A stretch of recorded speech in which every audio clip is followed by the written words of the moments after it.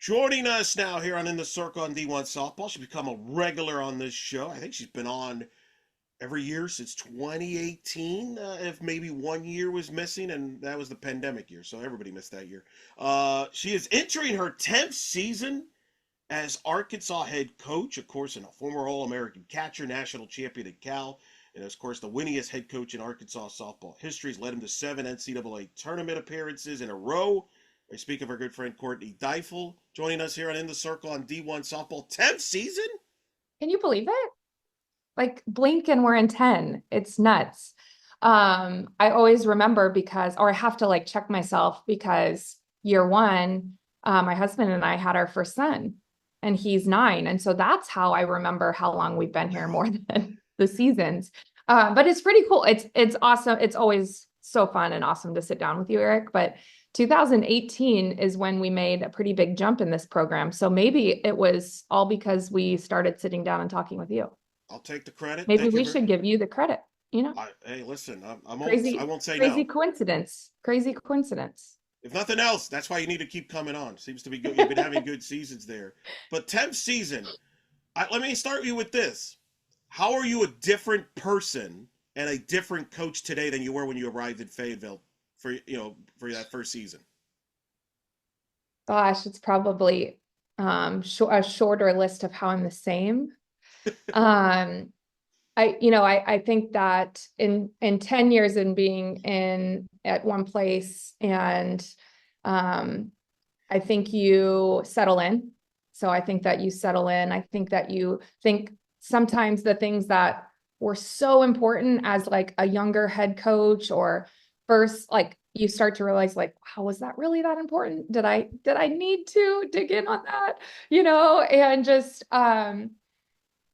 and I look and think probably the biggest perspective shift in all of it is just also becoming a mom. And so like I think that's one of the biggest perspective shifts you can have is having a parent and then realizing like maybe those really important things weren't quite so important. Maybe you can like when you come off of a really bad loss or a really big win and you see your kids and like especially when they're younger and they don't quite get it yet and they're like say something and you're like, oh yeah, they don't care. It's like, okay, really, who really is as invested as we are in our bubble, outside our bubble. But I don't, so I think that there's few similarities, few of the same things. Like I'm really, really committed. My staff and I are really, really committed to doing it the right way. Like we will not compromise who we are. Those type of things, like our culture is the same, how we pour into our players. But there's just so many things that continue to evolve and shift and so I don't know. Probably That's should ask some of my early players. They should come and watch, a week of practice and then they can probably tell me how soft I've gotten or, all those things. Everyone earlier has it harder. but it's interesting because at the time you had come from Maryland, and people were not as familiar with you as a coach. They knew you as a player at the time. It's funny now. Now I have to remind people that you were also an All-American catcher. I feel like your coaching now has overshadowed your playing career, at least to some demographics. We'll leave it as that, especially probably some of your players, which is depressing me since I watched you play. But you mentioned 2018? Was that a turning point? Like when you knew, hey, this is working. This is the place for me, and I'm meant to be here and coach here. Yeah, I think it was earlier than that. Like I hope my coaching career overshadows my playing career. It was quite a while ago. If I don't know this camera's that clear, I have a lot of gray hair coming in, some wrinkles coming in. I'm experienced. I have a lot of experience in my features now. Um, you know, I think that I knew before that this was the place for me. And I think, you know, um, when I was hired here, coming off the 1 year at Maryland, I had done a bit in my playing career. I had just kind of worked and really dove in my coaching career, but never really like sought out to just climb the ladder. I just really wanted to be really good at my job. And so, when you get the year at Maryland, you get the call about Arkansas. It's just kind of like, dang, well, why? Like I've been at Maryland for a year. Why me? And I think that I was Arkansas's like 27th choice, maybe like 31st choice, like in that range. And initially, I know that there was probably some pretty, big question marks of like, whoa, Courtney Deifel, or Courtney, who's Courtney Deifel? Courtney Scott Deifel at that point, it was still fresh, coming out a year of being married. And I know one of our good friends had gave me a pretty low grade, gave Arkansas a very low grade on the hire. What? I can't believe that. And it's funny now because although I might have been, their 12th, their 17th, their 24th choice, whatever it was, I was the right choice. I think that, like it's worked. It's worked on both sides. And I think that I maybe I wasn't the best coach, but I was the right fit for Arkansas. And so I think that that's really evolved into something really special. I love this place. I believe in this place. I don't know that there's a better job for me and for my family. And I know that not everybody would think that, but I know that I do. And so I think it was earlier that I realized, once we survived year one and we started kind of coming, seeing the changes that came with the journey that year one was, and knowing how we responded and took steps, I was like, okay, we're gonna get this thing rolling. It was, early, it was like, why isn't this thing rolling? Everything's here. This place is legit. And so we knew pretty early that we were going to get this thing going. And so that year is the year. That was a really long answer to say, yeah, that was the year we took a, really big step. And each year we've been really committed to moving this thing forward. So Well, it's been a pretty good run. it's interesting. I mean, I don't think you were the 24th or the 30th option, I'm going to say, Well, but we don't know that I wasn't we though don't either. know. No, that's fair. I mean, hey, credit to them if they interviewed that many people on there. But do you remember the first time you had that meeting for the job and how you sold them? Because a lot of young coaches have learned, you can make that, you sell why you are the right person, that vision for the program. You can win a coach, an administration over, an AD over, even if maybe you weren't their first option going into that meeting. You could change their mind. So do you remember those first couple meetings? What was your selling pitch? Yeah, I remember my early conversations. I remember my very first one of getting the call of like, hey, this job's open. One of my good friends was on staff here, and he was like, he had always kind of picked my brain on softball. We always stayed connected. And the job was open, and it started by like, hey, who do you think would be good? And I was like, you should look at so-and-so, you should look at so-and-so, all these things. And as it went, I think it was just, the whole thing was just kind of seeing my perspective. Like I never took it as kind of being interviewed, but everything that you do is being interviewed. Everything you do is a reflection of who you are. And so as it went, and then I got the call saying, hey, you're on our list. And I was like, oh crap. And they're like, would you be interested? And I was like, oh crap. We've been in Maryland for 10 months. We had just, like, my husband and I got married and moved to Maryland like 3 days later. It's like, am I going to walk in the house? I'm pregnant, I'm going to walk in the house and be like, hey, Joe, got a call from Arkansas, and is he just going to like think I'm like, what are we doing? No, I went in, I'm like, Joe, I got a call from Arkansas and they said I'm on their list. Like, what do you think? And he's amazing. Like, he is like just a true partner and everything. He immediately was like, heck yeah, let's do it, And so we just kind of saw the process through. But I remember those early conversations, and I was pregnant. Like I remember sitting down with Jeff Long for the first time, and I was 6.5 months pregnant, Eric. Oh, And it's like, why me, Courtney Deifel, 1 year of head coaching experience with a, clearly pregnant belly. Like I had my first team meeting, I had a baby 2 weeks later. Like there were so many things. We weren't in a good place program-wise. There's so many things. But you know what I will say that I did? I was myself through the process. I don't know how to be anything else. We always like kind of talk to recruits or anything. It's like, what you see is what you get, like it or not. And so this, I was just more so just wanting to be myself. And if they chose me, great. And if I wasn't a good fit, then that's fine too. I loved my job at Maryland. We loved our life at Maryland. And so we really did feel like going through the process, it was going to work out if it was right. And if not, we were really happy. And it's always a really nice place to be. to where, you get to just kind of see how it plays out and make the best decision for your family and know that either way, you're in a great spot. It's worked out. I think it's worked out for you. I'm just going to go on a limb. It's worked out for Yeah. you there, Rel.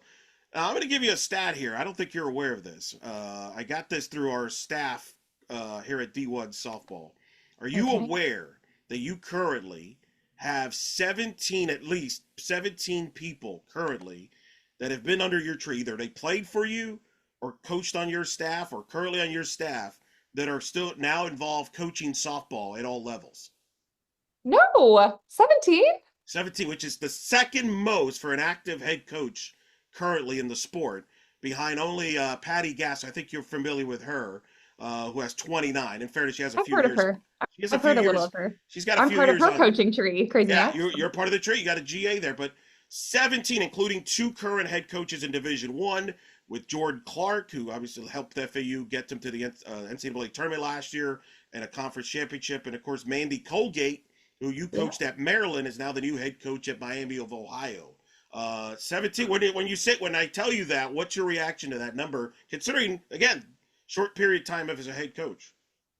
Um, well, more than anything, I've just have had the honor of coaching some really incredible humans that loved the game. And when you love the game, you want to give back to the game. And so I more so just look at it going, geez, how lucky am I? Because I think that I stay in touch with them, but you never think of that number.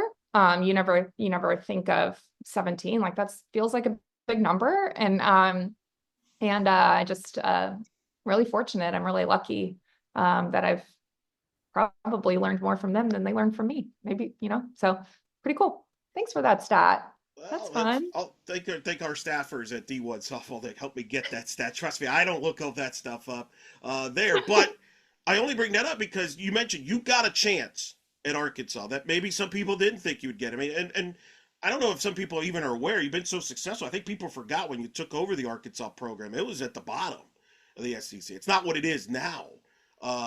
But you got an opportunity. Is that something you relay that to either players of yours that have wanted to get into coaching or some of your staffers that have gone on to coaching in the sport about, getting that opportunity and you feel, hey, I'm going to give you opportunities because I got an opportunity once upon a time. Coach Gasso let me be a GA. Is that part of that influence in helping grow? As a result, you've developed here a coaching tree of your own.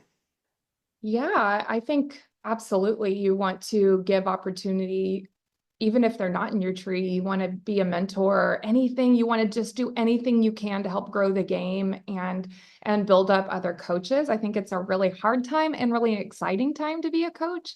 And so it's just giving opportunity, building up, being a mentor, any of those things. I think it's all yeah, it's pretty cool. Is that why you're involved a lot in softball, like the NFCA? You're involved. You go every year to the convention. There's other things you do around the sport that people, behind the scenes to help to grow the game. Where does that come from? Is that a passion of the game that it comes from there? Oh, I think when you pick this profession, you pick this profession to serve.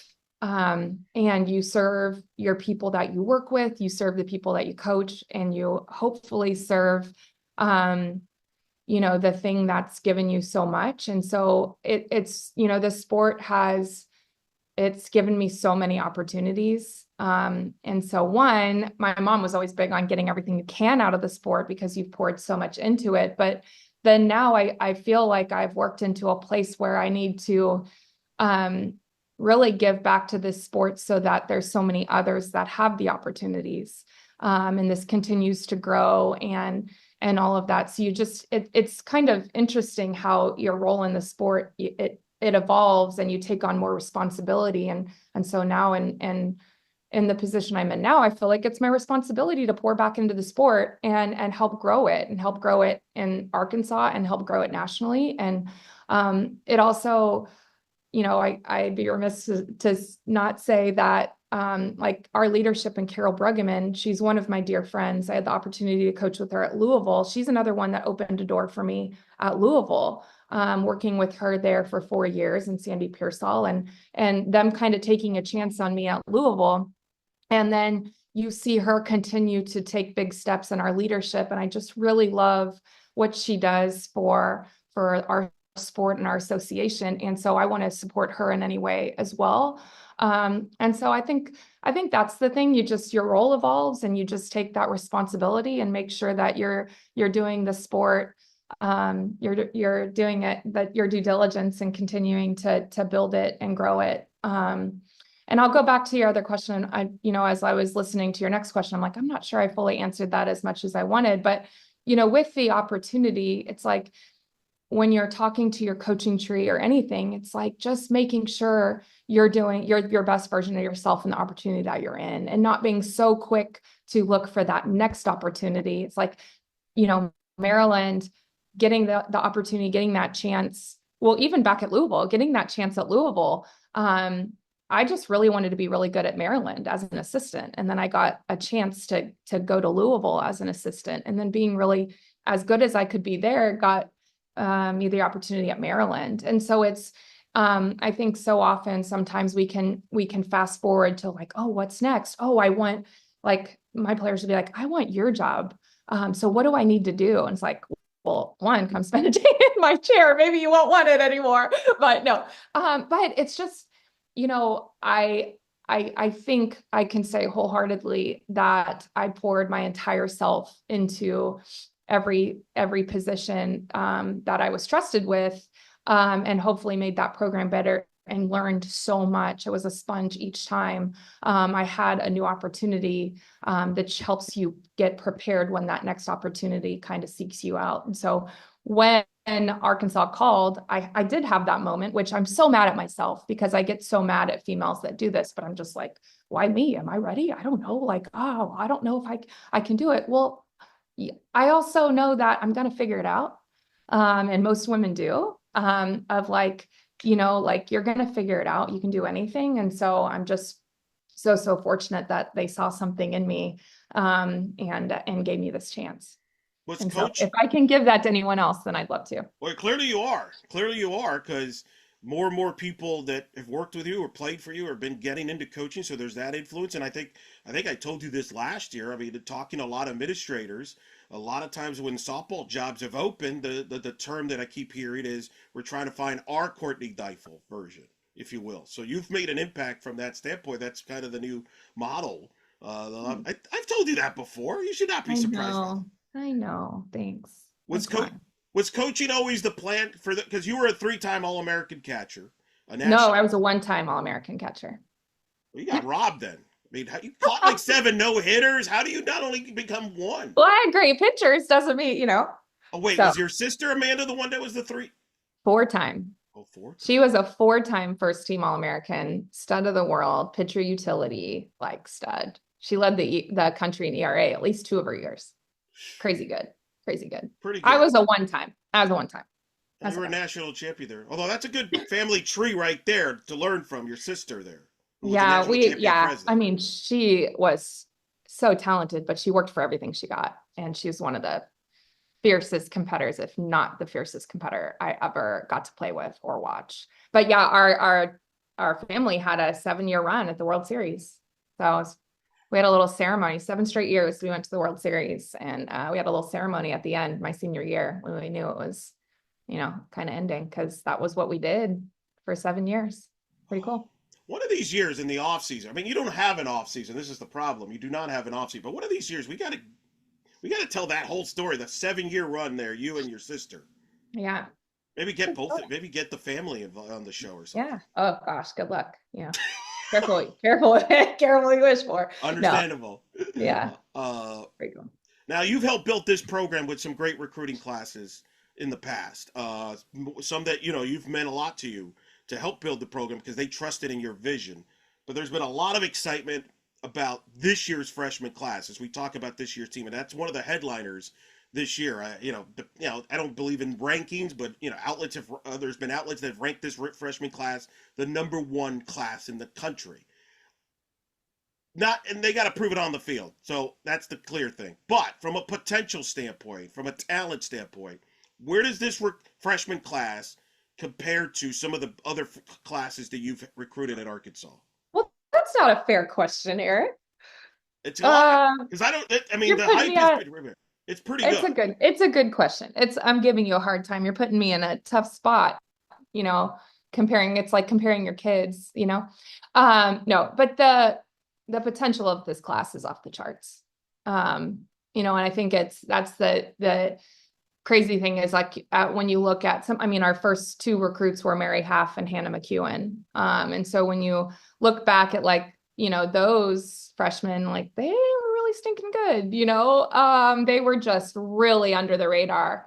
And the difference is, those came, you're right, they trusted our vision. The freshmen now got to watch all of them compete and build Arkansas softball into something that they watched it and said, yeah, I want to be a part of that. Yeah, I like what they're about. I like how they play. We're successful. They want to have that competitive success. And they also still want to be a part of leaving their mark on the program.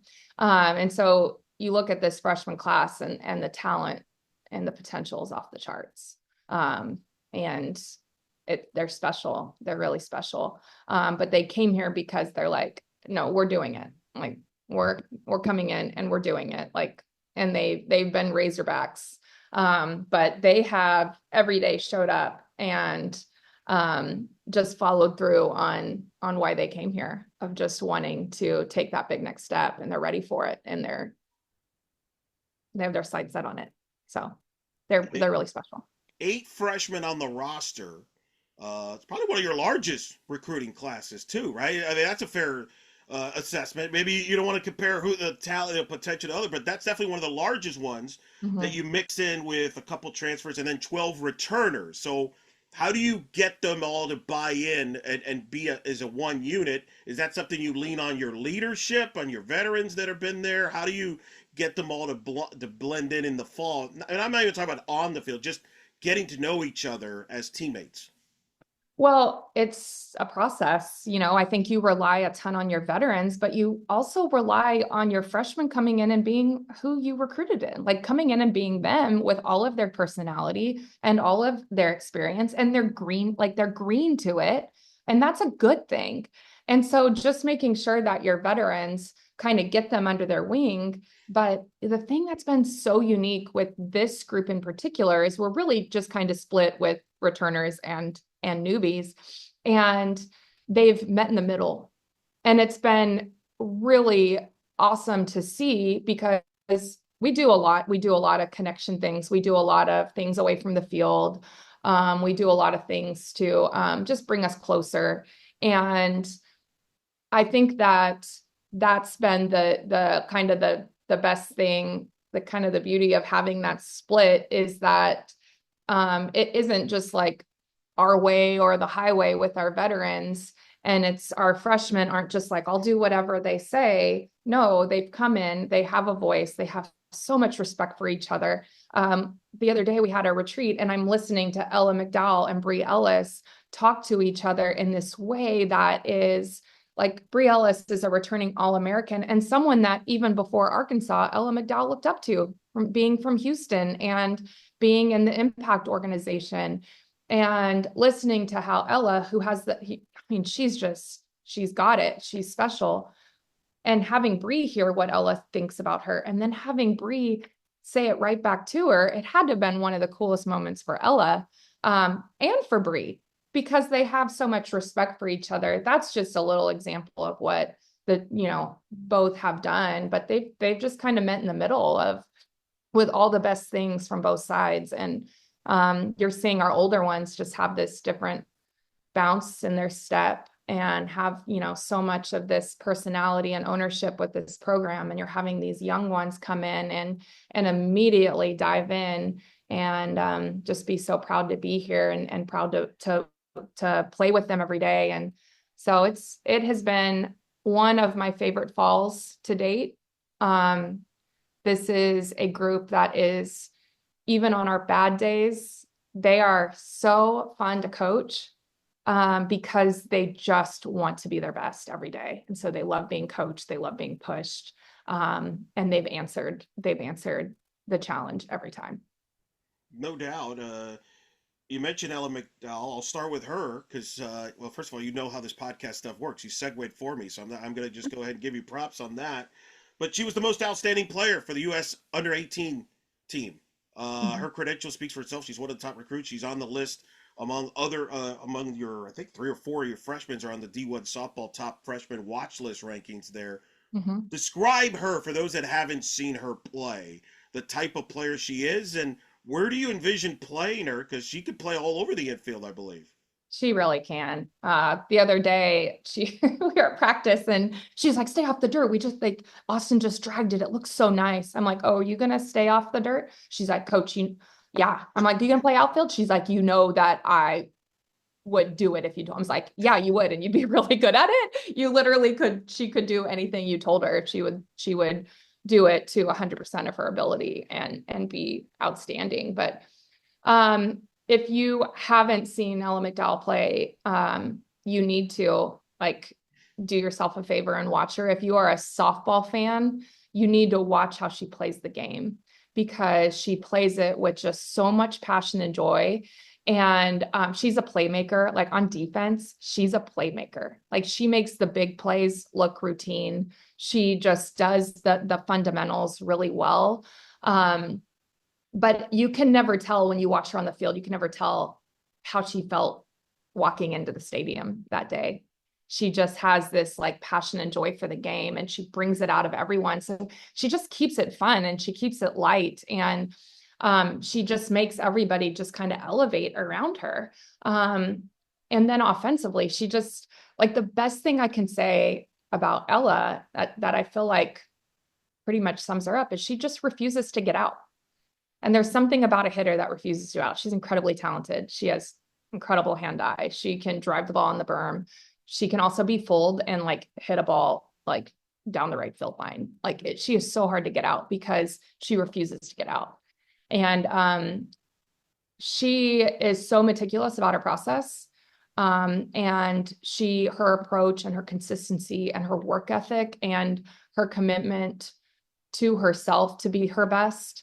Like she is going to leave no stone unturned when it comes to performing and being everything that she has like her expectations for. She's incredible. We had really high expectations from the time we watched her. We're like, dang, she's really special. And we had really high expectations of who she is and what she can do, and she has far exceeded those. Um, and that's not even if she were to never like just who she is and what she does for this team. It's just really, really unique and really special. Yeah, I mean, I remember I asked one of my the coaches on the U under 18 team to give me some players that stood out to you, and her name popped up. And the thing they told me was she's actually like beyond her years as far as her IQ and knowledge and preparation of the game. That you wouldn't know that she was that young based on how she approaches the game. If you picked up, you've noticed that. I could tell. Yeah, absolutely. Absolutely. And even through like that, the USA experience, like even at the start of the week, she played a little, they took her out. It was a new role for her. She's used to being on the field, obviously. And I think that was tough for her. I think she had to kind of look and be like, okay, like I'm not on the field. I need to be the best teammate then. I need to be the best teammate. I'm going to build everyone up. And that's who she is on the field. So she had to kind of like, okay, I need to do this in the dugout until I get that chance. And when she got back in, she never looked back, and she ended up being the most valuable player of that tournament. But yeah, I think her perspective is beyond her years, but then her commitment, like in her off time, it's like, what she does? She watches softball. Like she can tell you, like when we brought Courtney Day in, who we just added to the team at the break. And when we brought her on her visit, Ella knew like all the big hits she had in her career. Like, oh yeah, I Wow. remember like you had a 3-run bomb at the World Series, off of, I don't remember. I think it might have been OSU. And that's who she is. She's a student of the game because she just wants to be her best, and she just loves it. She loves it. And so you can tell that in everything she does. She just loves the sport and she loves her people. She could play a number of positions. And let me ask you that, like, just looking at your roster, is this the most versatile roster that you've had? Like, because we're going to talk about a handful of players that could play many positions. Like we talked, not only are you going to have a difficult time figuring out a starting lineup, that's easy to say, hey, we got X amount of players for only so many spots. You've got a lot of options as far as where to play these players and they're playing. I mean, you've got even a couple of players that are both a two-way players. Is this the most versatile roster you've ever had there? Yeah, easily. Please don't ask me to give you a lineup No. or where I'm going to put anyone. Don't do that to me here. But yeah, it's the most versatile. It's the strongest depth we've ever had. And I think that's going to be so good for us in the long haul and how long the season is and just the ups and downs of the year. I think it's, we just have some really solid options that just continue to elevate. And so yeah, I don't know where everyone's going to fall because we do have so many options. It's finding the right combination to put us in the best position, but then also knowing that it's like a 1A, 1B, 1C type of thing. And just, yeah, incredibly versatile, just really strong depth. Yeah, we have some hitting pitchers. We have the ability to kind of manipulate the lineup how we need to. So we just still figuring out how the chips are going to fall, but we sure like the chips. That's for Well, sure. well, not only starting lineups, but you might have a players or that you start them at a certain position during to start the game, and then during the game you might move them to a different position for various Hmm. reasons, Matt, etc. That I feel Yeah. like you have more of that this year than you've had there, where you have a lot of options there that somebody's going to have roles within the game there from that's the depth standpoint and flexibility. Yeah, absolutely. And it's gonna, in this matchup game that we're transitioning into, it's gonna allow us to have a little bit more freedom, which is putting the best matchup out there. And making sure that everybody goes into a situation where they're, going to be successful and have anyone ready when their name's called, because there's going to be a lot of names called. It's not just going to be, we've had a lineup and we've kind of stuck with that, like we believe in that, but also like this year, we're going to see a lot more moving pieces. And we're going to really utilize some of the strong depth that we have, game to game, inning to inning, just making sure that we're making the moves we need to put ourselves in the best position. Ella will likely contribute on the offensive end. Who are some of the other freshmen that you think will contribute in the offense? I only bring that up because you've got a lot of good talent returning back offensively with Reagan Johnson back, Bree Ellis, Kennedy Miller, Young, who's the sophomore. That's the what they tell me on the roster. She didn't look like a youngster there the way she played last year at catcher. You got Kramer back. Who could play at left field, for example. But you still have freshmen like a Ramsey Walker, who's I like a lot in the outfield Mhm. position. How many of the other freshmen do you consider perhaps contributing on the offensive side or even defensively, and kind of tell the Razorback fans of some of these other freshmen you've got? Oh, well, I I think they're all going to contribute. Yeah, we have four on the watch list. We could have had more on it. Two of them are pitchers, hitting pitchers. Then you have Ella and you have Ramsey Walker, who swung it really well this fall. We have three pitchers that are going to get the ball. So Cam Harrison, Lexi King, Peyton Burnham. Peyton and Cam also hit. We've been working them in right field. So just kind of gives us options. But those three as pitchers, they're going to get the ball a lot and they're going to have a huge role on this team. Yeah. And then we have Ava Carter, we have Jaden Ramos, Cam and Ella's teammate, Ashton Reichart. She's out this year with a knee. But that would have been a name. I mean, that's still a name you need to know. You need to know that name for future years being a Razorback. But yeah, this freshman class, we expect them to contribute. We expect them to, um, be everything everyone's talking about. They're just really talented and there's a lot of potential here. So, but those three pitchers, Ella, Ramsey, I mean, yeah, they're going to contribute right away. And And of you course, talk about the veterans, but you also have to add in Kaylee Wyckoff, Carly Davison, and oh, I Courtney get, Day now.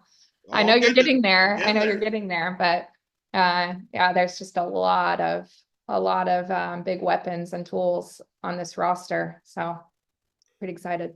Well, since you brought it up, we'll go there. Let's bring up Kaylee Wyckoff and Carly Davis. I want to start with those two and Wyckoff's first because I remember the day that she entered the portal. And for some weird reason, I was thinking, man, she might be a good fit at Arkansas because I knew her from covering her in the Big 12. I've gotten to talk to her. Good, great, easygoing kid. Yeah, Very sweet kid. It's the best way I could describe her.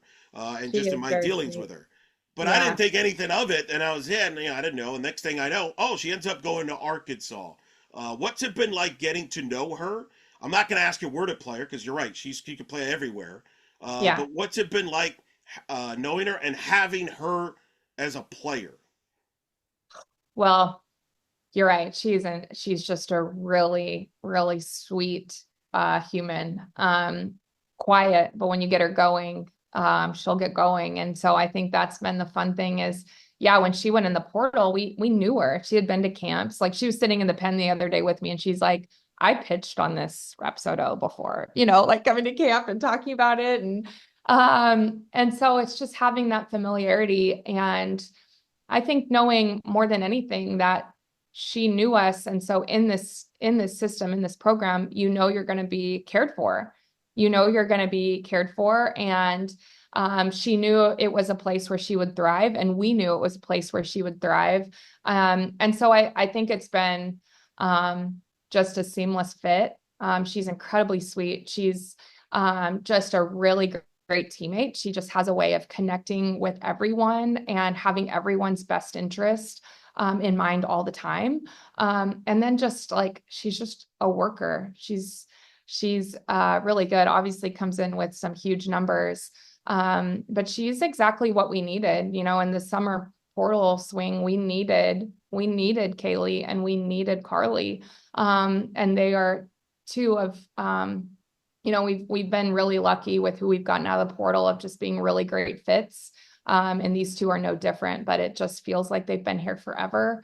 They've stepped in right away, like dove in and settled in and the team looks to them. And so I could go on and on talking about Kaylee. I know you're going to ask a little bit more about Carly, but the impact those two have already had on this program without having played a real game yet is immeasurable. So I just can't wait to see them in action come February.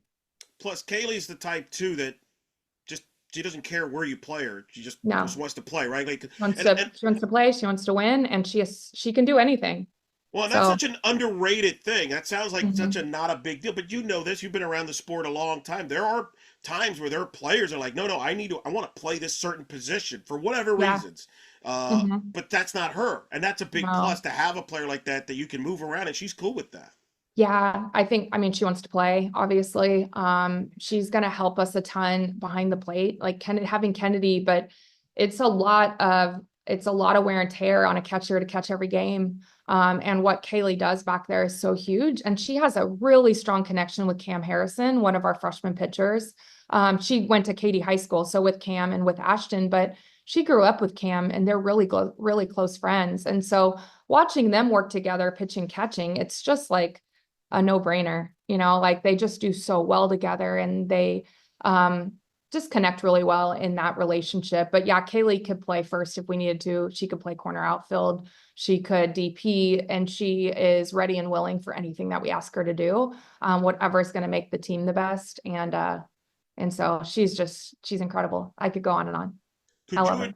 could you envision as a result? You mentioned with Kennedy and Kaylee deciding on who plays catcher based on who the pitcher is. Is that something that could be in play where you may assign a certain pitcher with a catcher based on either comfort level, or is that not really in the equation? It'll be other factors that will make you decide who gets to catch, for example, on a given day. Well, I think we're at a spot where there's not anything that's out of the equation. I think we're open to anything. And yeah, I think that could be it. I mean, it's hard to ignore the connection that Kaylee and Cam have.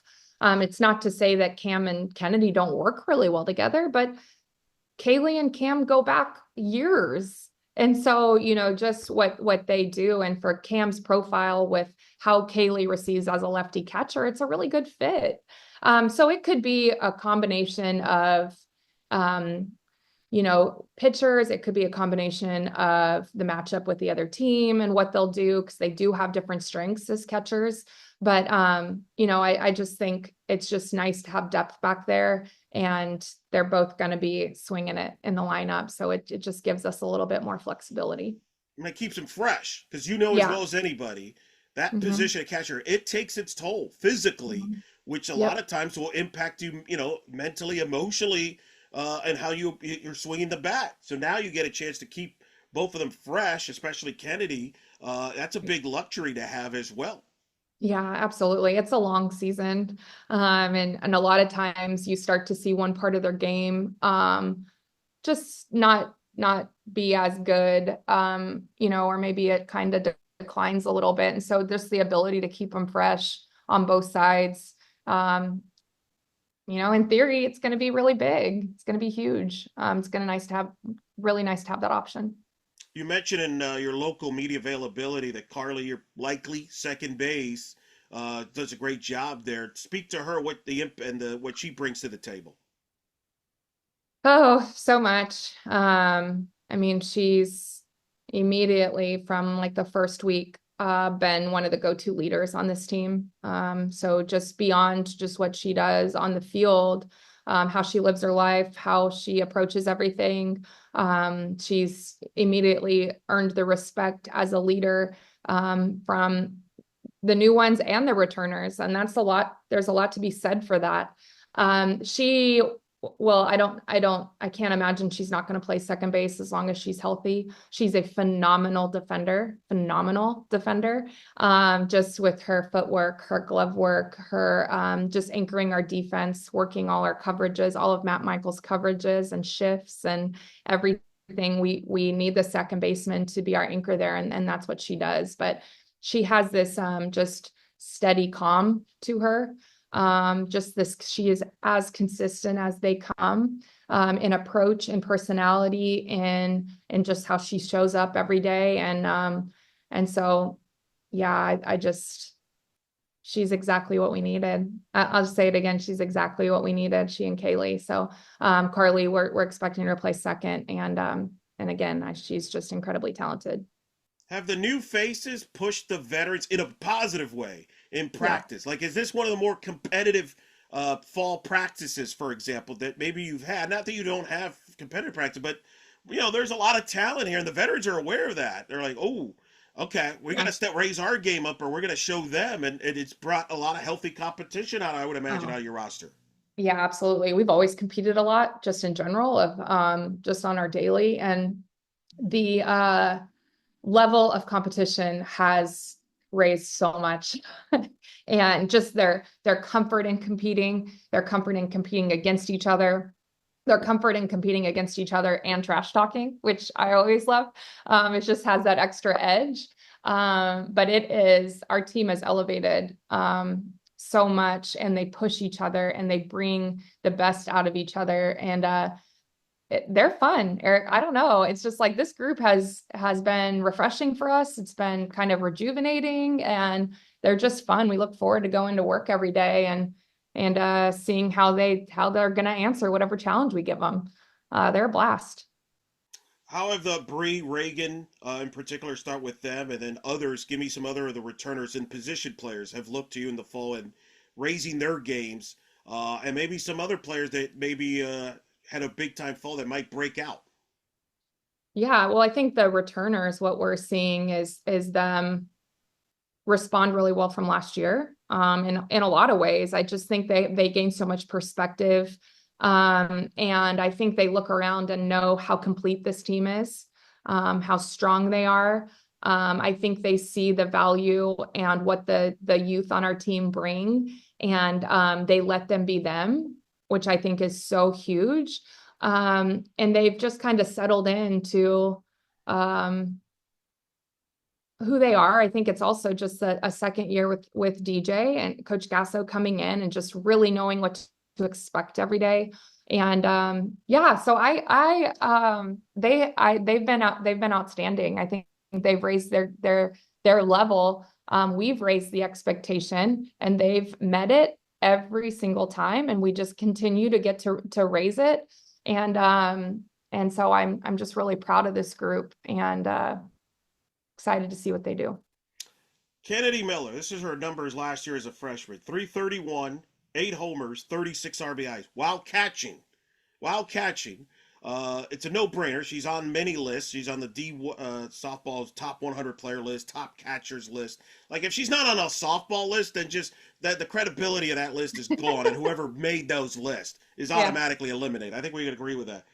You play what can you expect from her in her sophomore year? What have you seen where she can grow? Which is kind of a crazy question to ask, considering what she's did as a freshman.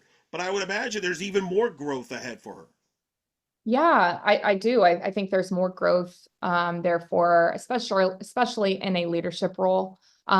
What was so beyond her years for Kennedy in her freshman year um is just really taking care of herself. You know, a lot of times you need kind of a little bit more nurturing, or you need a senior, someone older to kind of like help them get them to speed. We never needed to do that with Kennedy. Kennedy's work ethic, she's a worker. She's a worker. And I think the thing that we've really pushed Kennedy to do is just be more of a vocal leader, more of connect with the ones, not just necessarily put yourself in kind of the freshman box of like, I'm going to do my job, but maybe not get outside myself. Well, now we're like, get outside yourself. Let's go, push others, take them with you. But it's going to be a different transition for Ken, because for Ken, throughout her travel ball days and even last year, she always kind of was the underdog, for lack of a better word. And she's always played with a chip on her shoulder, and just kind of out to just prove herself, but in a good way, not in a way where she's never questioned her ability. But she's just always just wanted to be her best and always knew that she belonged. And so now it's like, how do we keep that chip? How do we keep that chip when everyone knows about you?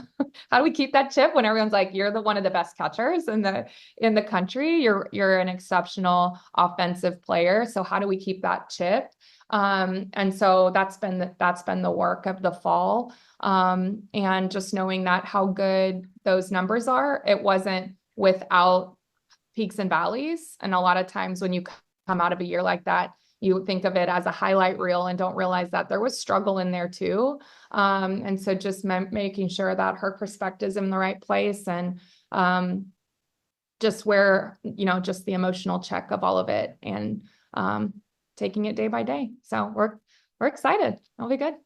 And she'll be catching a pitching He's fun. staff. She's going to be catching a pitching staff, as you mentioned earlier.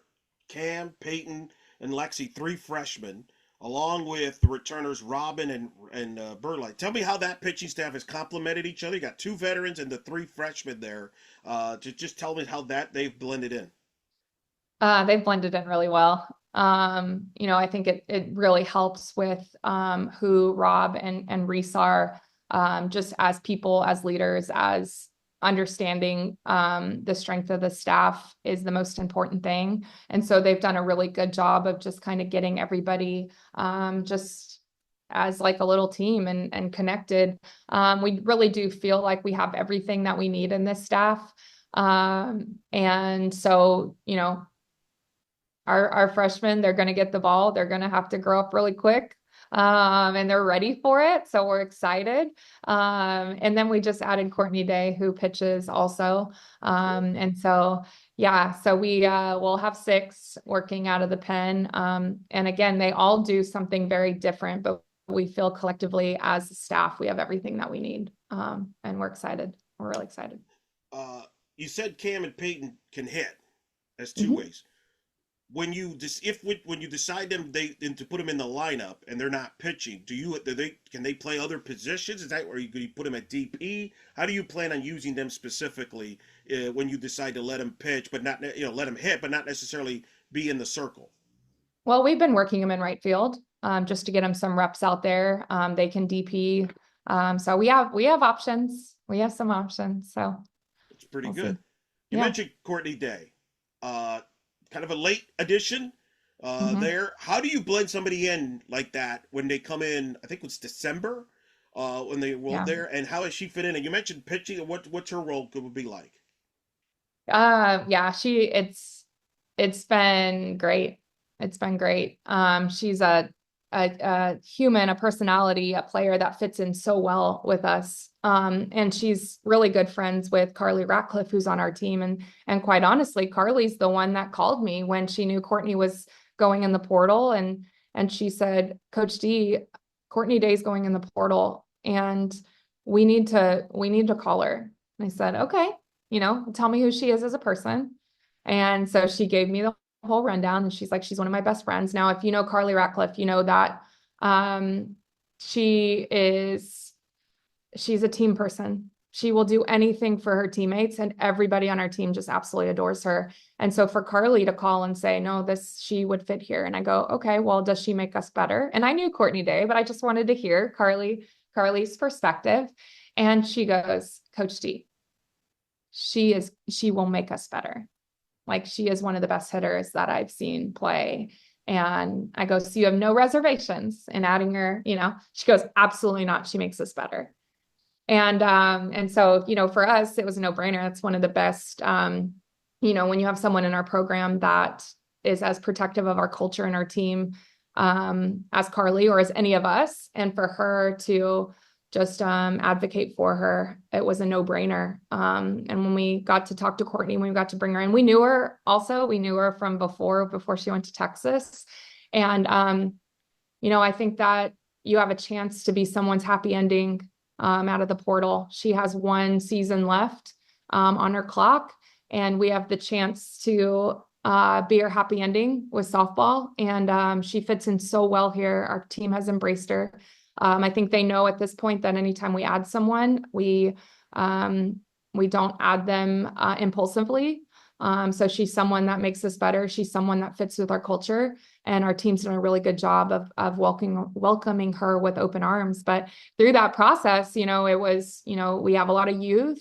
She's a seasoned offensive player. She's been there. She's done that at the highest level. We know she's an incredible human. She was like, do you need me to pitch? And I'm like, well, we kept our staff at 5. We believe in our pitchers. We kept it there for a reason. And she's like, well, I can pitch too. I just want to help in any way. And I said, okay, well, obviously we're going to, let you do that. We want you to help in any way too.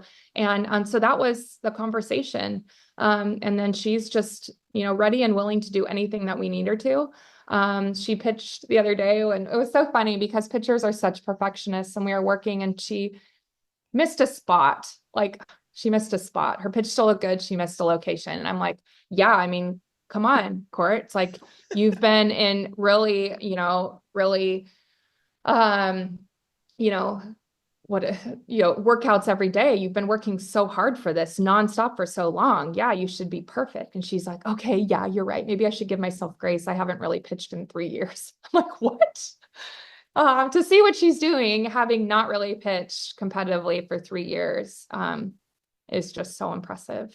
And she just brings a perspective, just a seasoned, experienced veteran,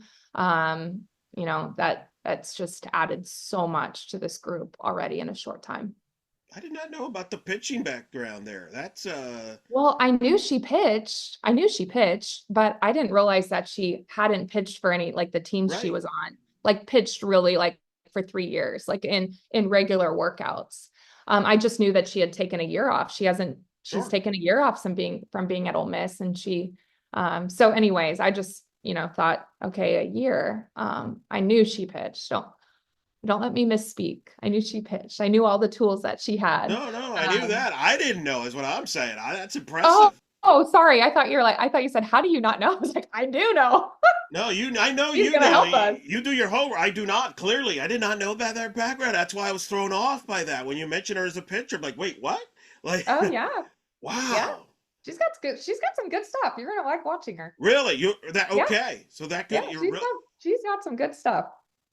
Well, I tell you this, Hunter, your SID's got to get me on the mailing list just because I need to see this box score and lineups every night to see. Because I'm not gonna, I promise, I will not press you on who's playing where. Okay, thank you. But I do. I mean, I'm fascinated to see this lineup on a daily basis and how you and your staff put the pieces in this, because I mean, again, I know it's cliche we say about depth and everything, but this is really one of the most fascinating rosters you've had. Just from a Yeah, where to play them and the depth, it's pretty I agree. phenomenal.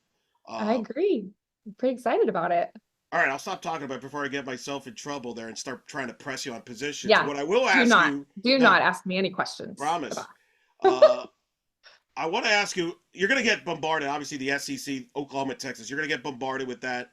My good friend Ethan there, who does a great job covering your program there locally, I'm sure will blow you up about asking about Gasso and everything when that series comes. That's going to be a circus. Uh, now that it's here on the verge in the conference, what's it like having them and being able to, probably have Coach Gasso and Coach White in these coaches meetings? Um, well, yeah, I mean, they've been in our meetings now for a couple years. So from the time the announcement was made, they've been in our meetings. And so we've gotten to get a jump start on that. And so you already, especially when we're in our head coaches meetings, there's a lot of personalities in that room, and then you add Coach Gasso and Coach White, which are also two big personalities. And so it's great conversation. And no matter what we all always agree on is what we're going to do what's best for the sport. And so it's been great. You come to this conference, you coach in this conference, you play in this conference, to play the best. And so when you get to add two of the best and coaching minds and just historical programs, obviously, and playing for the national championship last year, it just continues to raise the bar for the conference. And so doesn't matter if you're playing Oklahoma or Texas or Mississippi State or LSU or Kentucky, they're all really good. And so it's what you sign up for when you come into the SEC. And so it's going to be interesting how it plays out year one with everyone here in the competition. So we'll Did it see. did it feel like a little surreal full circle moment, like those first couple times Coach Gasso is in the meetings? Somebody that you were, I mean, in a lot of ways, you started your coaching career over there was GA. Yeah. Like it had to be like a full circle moment. Clearly, your hitting coach DJ. I mean it is a family affair when that weekend comes around. But was it surreal when you first saw her? Like, oh, I'm here in the same coaches conferences here with Coach Gasso here among others. Somebody Yeah. that helped me get me where I'm at today. Yeah, it is. I think it's kind of always like that, of just like that person that kind of give you your first chance. And I think more than anything, and then you add her son to staff who was just like, a little maniac running around when I was there as a GA.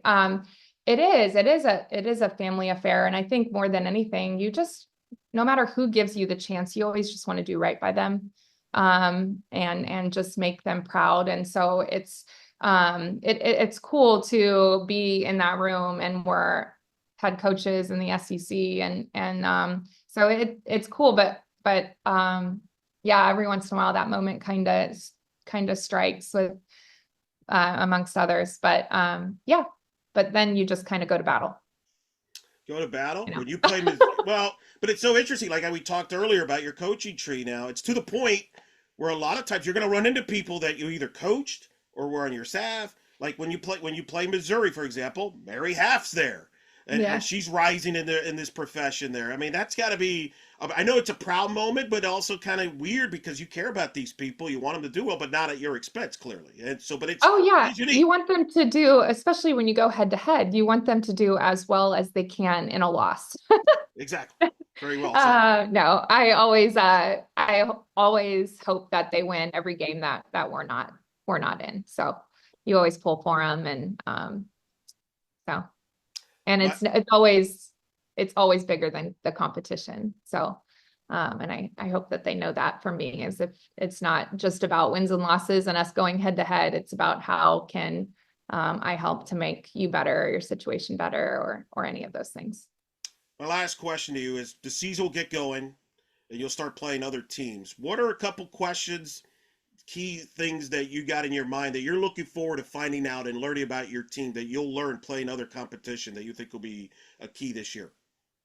I think as a coach, you're always curious how we are going to do in real time against adversity. Like, how are we going to do when things don't go as planned? And you can train that as much as you want and as much as you plan through the fall and through everything. It's always different than when you're in your season and in that moment, something's, kicking you in the mouth, or you have to figure it out. And how are you going to respond? What's your team going to be made of? And so I think that's the big thing, is what's going to be the character of this team when their backs are against the wall. And then I think it's just, how are we going to best use our pitchers together? I think we have a strong staff, and we're gonna depend and rely on all of them. And so how are we gonna best work them together, which is always a fun challenge. But we got to do that early, and we got to establish that early. That is Arkansas head coach Courtney Deifel, who begins her 10th season here in short time. That's hard. I can't believe it's still 10th season. It's crazy. Thank you so much for taking the time. I know it's a busy schedule that you've got going on as you get ready for the season, but always appreciate you coming on the show. Always fun to talk to you about softball and other stuff in life. So it's great to talk to. Thanks. Good luck this season. Be healthy, and hopefully we'll cross paths during the year. Sounds good. Thank you so much, Eric.